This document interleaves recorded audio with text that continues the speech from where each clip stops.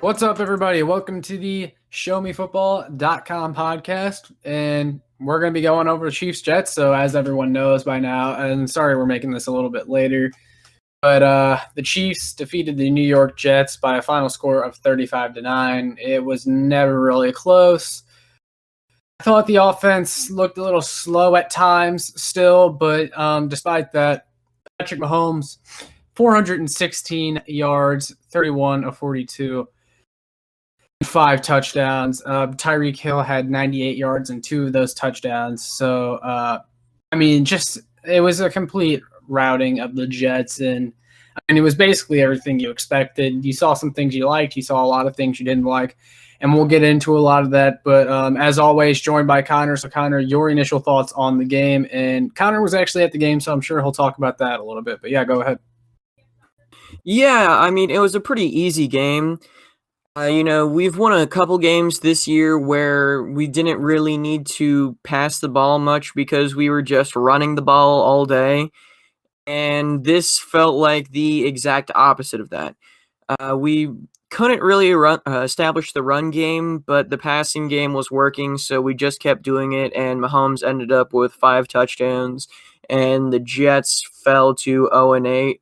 And like you said, it wasn't really anything unexpected. We were expecting a complete rout.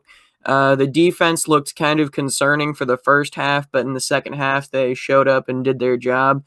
So, yeah, just a complete and utter domination. Yeah, like you said about how we just kind of dominated passing wise. I was kind of disappointed that they didn't get Le'Veon Bell more involved, but it was because they didn't have to, and I understand that. He took carries for 7 yards, and then he had I think it was one reception for 15 yards, something like that. Oh no, he had 3 receptions for 31 yards. Yeah, that's pretty good.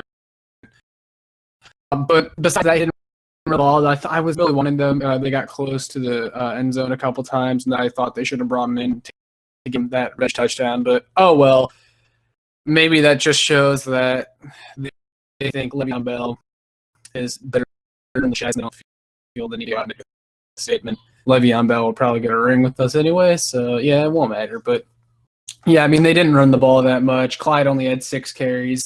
Darrell Williams had 3. Le'Veon Bell had 6, and then Darwin had 4 in garbage time. So there wasn't much need to run the ball. They were passing all day on them. We mentioned Mahomes' stats, but Travis Kelce, 8 receptions for 109 yards. Tyreek, 4 for 98, and 2 touchdowns. And I forgot to mention Kelce had a touchdown. And then Mecole Hardman had 7 receptions for 96 yards and a touchdown. So, and then Demarcus Robinson, 4 for 63 and a touchdown. That's getting everyone involved. That's a really good day for Mahomes. Yeah, it was just a complete passing clinic. Everyone was getting involved. Heck, even Tommy Townsend threw a pass. So, yeah, the Jets secondary is just pathetic, and we exploited that. Not really too much more to that. I don't think you should really, as Eli Drink would say, drink the Kool-Aid with this. After all, it is the Jets, but it's a nice win that you'll be able to put on some highlight reels. Yeah, for sure. And you mentioned the Tommy Townsend fake punt pass play. I really, really liked that, and I love the aggression from Reed because I don't think they've pulled off a fake punt since that Albert Wilson touchdown one against Atlanta, the Eric Berry game. I think that was the last time we ever pulled off a fake punt, so that was really cool to see. And Tommy Townsend threw a dart to Byron Pringle, so that was really cool. Yeah, offense overall, I thought they did really good. I thought, the O line I thought held up pretty well, but there were a few times where Quinnen Williams got in there really easily, and that kind of annoyed me. But overall, I thought they did okay, and they should be getting Schwartz back pretty soon. So that'll be nice. But yeah, there's not really much more to say about the offense. I thought they looked really, really good. But yeah, 35 points on the Jets. They did their job. But moving on to the defense. So you mentioned how the defense, kind of looked shaky for the first little bit. And I thought that as well, and they kept it somewhat close. I know I said it wasn't really ever close because you never really felt like the Chiefs were in danger of losing the game, but it was like close technically for a little bit of the game, and I was like, "Whoa, what's going on?" But then eventually we pulled away. But like one thing you notice is, like, Charvarius Ward kind of got sunned by Denzel Mims a couple times, and that was kind of annoying. And honestly, I don't think fans want to admit it, but Charvarius Ward has regressed this year, and that's fine with me, I guess, because we can get him for cheaper if he continues to play poorly, if you would even want him back. But I think that's something to point out, is that Charvarius Ward has kind of regressed a little bit this year and just does not look the same. I mean, well,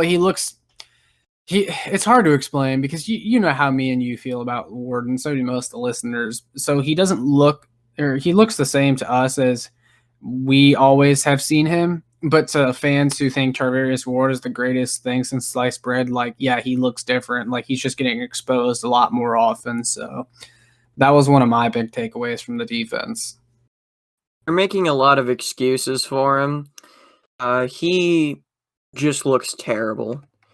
And I feel like once L'Jarius Sneed comes back, barring injury, we're not going to see much more of Charvarius Ward. Because Bashaud Breeland has been really good this year. Rashad Fenton is really good in the slot.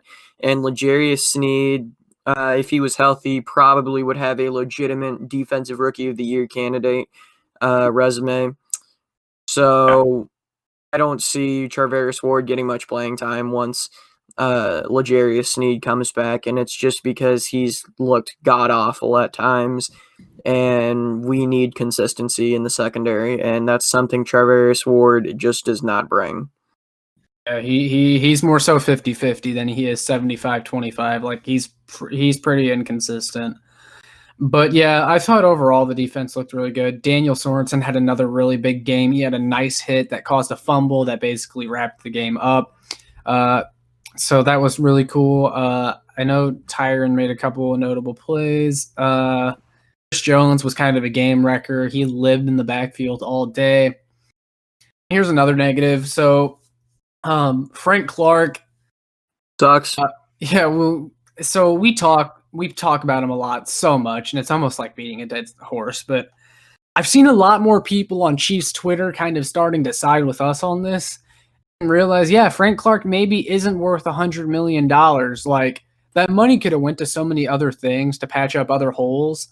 I mean, guys, Frank Clark, he is on pace for 24 tackles and 6 sacks this year. And I know sacks aren't everything. There's pressures and stuff like that. But if you check his PFF grade, and I know a lot of people like to criticize PFF, but for the most part, they know what they're talking about. But they have Frank Clark at a 50 this year for his PFF grade. Like, that's really poor. And he's not getting very many pressures.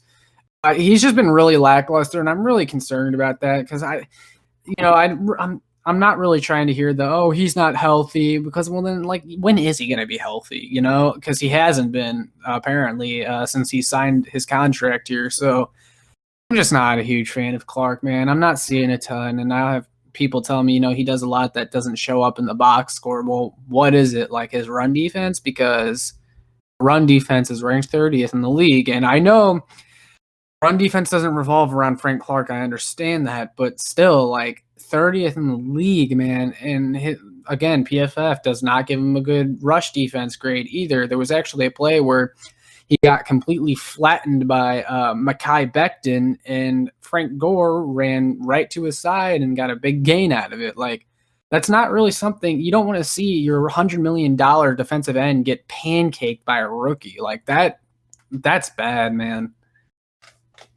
People still make the double team excuse for Frank Clark, which just shows you that they aren't paying attention to the line. Because if you pay attention to the line, you would have noticed that Mekhi Becton dominated him all game. He only made one decent play, and that was he blew up a screen. But that was literally it. Outside of that, I mean, you've said it when we weren't recording before. What Frank Clark does is he just tries to run around the tackle. That's not going to work. Unless the quarterback is dropping really far back, that's not going to work. And we kind of saw it when we played the Broncos when Melvin Gordon threw the ball right over Drew Lock's head and into Frank Clark's hands. That was because Frank Clark was trying to run around Garrett Bowles and it wasn't working, and he just happened to he was in the right spot because he ran all the way around Garrett Bowles trying to get around him. So he kind of almost ran in a circle. So when Melvin Gordon flipped it over Drew Lock's head, Frank Clark just happened to be there. But if he was actually playing well, he wouldn't have been there. Yeah, and that's what Frank Clark has done his entire career. I don't know what he was doing that was actually working in Seattle. Maybe the tackles in the NFC West are just really slow, but it's not working. You know, you're going to have your people say, "Oh, well, he's getting pressure," but he may be in the backfield, but the quarterback is still safe because, like we're saying, he's basically just running around the tackle, and he's not going to get to the quarterback with that unless they get pushed to the left and they just happen to run into him, which is how he's gotten sacks before, but that's still not something you want a $100 million pass rusher to do. You know, that's like, you don't want your $100 million pass rusher only getting sacks when they're cleanup sacks or coverage sacks. And that's the only time that Frank Clark can ever do that. And we see this week after week, and I feel like people are slowly starting to wake up to it. But you still have your people who every week tweet, Frank Clark's going to have a big game this week. And he never does because he's not good. And I think he is going to be one of the biggest problems for this team to continue winning in the future once Mahomes' big contract kicks in. Yeah, and another thing is when Frank Clark originally got here, I heard a lot about this magical bull rush ability that he has to just kind of disrupt the entire pocket. I haven't seen any of that this year. And Chris Jones is the one that I always see with the big bull rush that causes some disruption in the pocket. I just haven't seen that from Frank Clark, and it's just disappointing because what is he really doing? He's not really setting the edge that often, and I just am kind of disappointed in him this year. And I was last year too. Now, his playoff run that a lot of people like to bring up, like, yeah, it was cool. I mean, but a lot of his sacks were kind of in garbage time, like we mentioned before. But yeah, that's just I'm just real frustrated with him. Yeah, he's really the only person on the defense who I have ill will towards because everyone else has either been really playing up to or exceeding their contract and what we gave up for them. The defense has obviously had its problems, but outside of Ben Neiman and Frank Clark, no one really pisses me off on it. Yeah, Ward occasionally, but yeah, for sure. But a bright spot from the game, Tershawn Wharton, the UDFA everyone raves about, had 2 tackles in this game, and that one really nice sack on Sam Darnold. So that was another I wanted to point out. And then I haven't looked at the exact snap counts yet, but what kind of is a question that I have is why is there such a inconsistency in the snaps that Willie Gay plays? Like, I didn't see him very much at all in this game. But you saw him play a ton against the Broncos, so I kind of wonder what's going on there, like what their plan is for him. I mean, obviously, it's not an issue considering they handily won the game anyways. But I'm wondering if that's like a matchup thing or if they're just, I don't know. It was just a question that I had. Willie Gay didn't really play that much. Yeah, I've been really confused with the rotation at the linebacker position, but I think as Willie Gay has played more, he's gradually looked better. And that's really good for a team like the Chiefs, who their biggest games are in the playoffs. He should be pretty good by the time we get to the playoffs. So, yeah, for sure. Like I said, as long as they're winning the way they are, I'm not going to have a problem with it. But another thing I wanted to point out was John Thornhill and Tyrann Mathieu have been almost completely shut down this year. Besides the Las Vegas game, I noticed some rough things, but they've been really, really good this year. Best safety duo in the NFL. Can't Yeah, change for my mind sure. on that. Yeah. Byron And Matthews then is a game wrecker. sure. And then is there anything else you wanted to mention about the defense? Nothing really on the defense other than I feel like this is probably Daniel Sorensen's best year as a pro. He Hmm. has been everywhere this year, and I just think that he deserves some credit. You know, he's usually gets a lot of shit from people, but he's looked very, very good this year. I'm proud of him. Absolutely. He's someone, like I said before on this podcast, he's someone that gets a lot of crap from fans, and I've just always liked the dude. So it's good to see him doing well. But special teams, Byron Pringle had 3 returns for 78 yards this week, which is a 26-yard average, which is just a tad bit better than a touchback. So that's a step up from McColl. So, like I said, I wanted to see Byron Pringle get the full kick returner job, but he got it this week, and he looked really good. They still had McColl on punt returns, but you saw Byron Pringle all game back there on kick returns. And then Harrison Butker did not miss a single extra point, which was very encouraging to see. And then Tommy Townsend had a 40.7 yards punting average. So really, really like the special teams from the game. Yeah, I'm a big fan of Tommy Townsend. I was pissed when we cut Dustin Colquitt for him, but he's been really good this year. And I don't like Byron Pringle on offense, but he's a very good special teamer. And until we get to the playoffs where I think Tyreek should be returning punts, I feel like Byron Pringle should get the punt returning job too, because I don't trust McColl in the returning game at all. Yeah, neither do I. I've voiced my displeasure with that several times.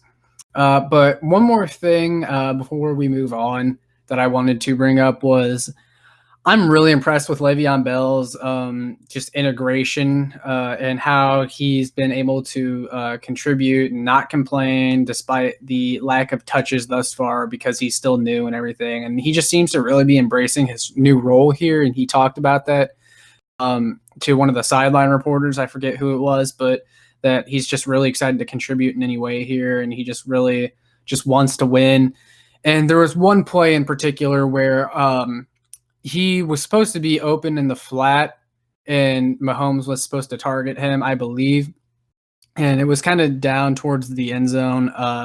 But what happened was Le'Veon Bell noticed a blitzer coming in, and he picked that up. And instead of going to run a route, he decided to block for Mahomes and keep him protected. And I mean, as a result, the play broke down, and I don't think they gained any yards. But that's just something that will keep you getting snaps and playing for Andy Reid when you sacrifice some yards to keep your quarterback safe. So that was something that I noticed that I just appreciated. Isn't that what we were supposed to get from Clyde? Like, he was supposed to be this great pass blocker, and he hasn't done that at all. Pass blocking or pass catching? Blocking. His college coach said that he struggled at that coming out, and he's just, and I've mentioned it before, he's on the slider side, so he's just naturally not going to be a good pass blocker. And could it change? Maybe, but I know, but I just remember people saying something like he was going to be really good at that. Like, literally everything a running back could be good at, Clyde was supposed to be fantastic at. Yeah, which is why we picked up Le'Veon Bell, because Clyde doesn't do all those things, and it just gives us better depth. So, yeah, that's pretty much it for my thoughts on the game. I mean, oh, and another good thing is they escaped with no injuries, so that's always good. McColl kind of got like hit in the quad at the end of the game. It was kind of scary for a second, but it was just a stinger, nothing major. But yeah, no injuries. But that we've basically gone over everything from the game, I just wanted to leave a little bit of time for you to talk about your kind of experience going to the game in 2020 and just how that was. Yeah, I took some pictures of just things that I thought were kind of weird about the whole experience with it being, during Kung Flu and everything. But it was more or less the same experience, but it's hard to explain it if you haven't been to Arrowhead. But each gate they had sectioned off so you can only get to your section of seats. So, like, if you are the yellow seats, there's only one gate that you can go to get to the yellow seats, and I guess that's to probably cut down on the interaction that people have had. And then there was just like a weird amount of restriction on the field to me. I mean, I guess it makes sense, but if you've been to the game, you know that usually they have the Rumble come out and do their thing on the field. To me, they've always been completely unnecessary, but now their performance is solely on the scoreboard, which was kind of odd to me. Because usually they come out on the field and do their whole number, but no, it was only on the scoreboard. And same thing goes for the cheerleaders. The cheerleaders were on the drum deck the entire game. Which really feels weird. And one of the things that I thought was kind of funny is after the game, the restrictions between the different gates that I was talking about earlier, because like I said, they put up barriers, so if you sit in the red seats, you can't go to the yellow seats. After the game, people just disregard those. So, like, I sat in the red seats, so I went in on the high V gate, and I couldn't get to the Hall of Honor to see the Super Bowl trophy because there were people blocking it off. But after the game, the security guards left. The barriers were still up, but people were just completely disregarding them. So I just went past them and got to go see the Super Bowl trophy. So I don't really understand the purpose of the barriers if you're just going to completely disregard them after the game. I mean, I'm glad they did so that I could go see the Super Bowl trophy, but I just thought it was kind of interesting. And another thing they did is they really hammered in the fact that you need to keep your mask on and try to stay as socially distant as possible from people, with constant reminders on AeroVision and the ushers walking down the seats holding up the masks are required sign. And I guess they're supposed to dismiss you in rows, but if you've ever been in Arrowhead, you know that people really don't care what you tell them to do. So, Yeah. of course, it was crowded on the way out because people disregarded the whole dismissing thing. But really, I didn't think it was too bad. Oh, probably the most bizarre thing for me was, I mean, I get why they did it, but any seats that weren't sold for people to sit in, they zip tied off so you couldn't like congregate in a big group. And Yeah. I get why they did that, but it was just really weird having the seat next to me zip tied up. And it's Yeah. Yeah, I feel like that also is just to, like you said, like discourage people from grouping together. But yeah, that can be kind of frustrating in some ways because, like, what if you like, well, like if there's not that many people and you want to get like a better view or something, and it's like, well, hey, there's not that many people here. Like, it's not like I'm taking anyone's seat, but and like, because like the thing is if you like took a section and it was kind of close, well, then you can have just someone come over and be like, hey, no, you can't be in those right now. But then also, then they would probably have to like sanitize the seats and stuff too, because I'm sure they do that after every game. So I see why they do it, but also there's some questionable parts about it. But one thing I wanted to ask you was because now you're someone that has gone to a game when there is no virus, and now that there is a virus, you've gone to a game in that climate. Would you say you enjoy more Arrowhead Stadium more when there's a bunch of drunks around fighting and cheering and just there at the game and just all that noise and stuff like that, or do you say you enjoyed it a lot, just not having that many people there and almost feeling like you had like the stadium to yourself in a way? Yeah, to an extent, I kind of liked it because there were four of us that were sitting together, and then the way they have it is like there's there's a group of people at like each end of a row, and then there's like two empty rows, and then there's people at each end of the next row.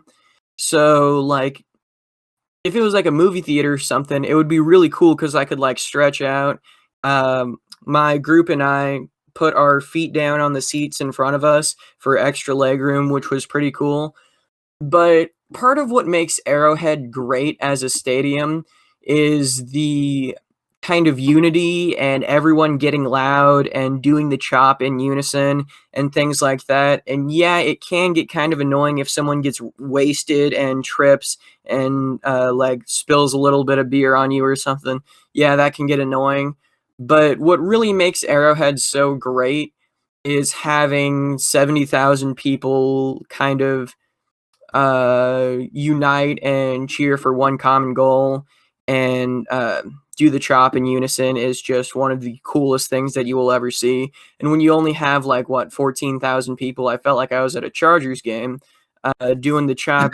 Nobody was really in unison at all. It was just like people were kind of doing the chop to their own rhythm in their own little pods.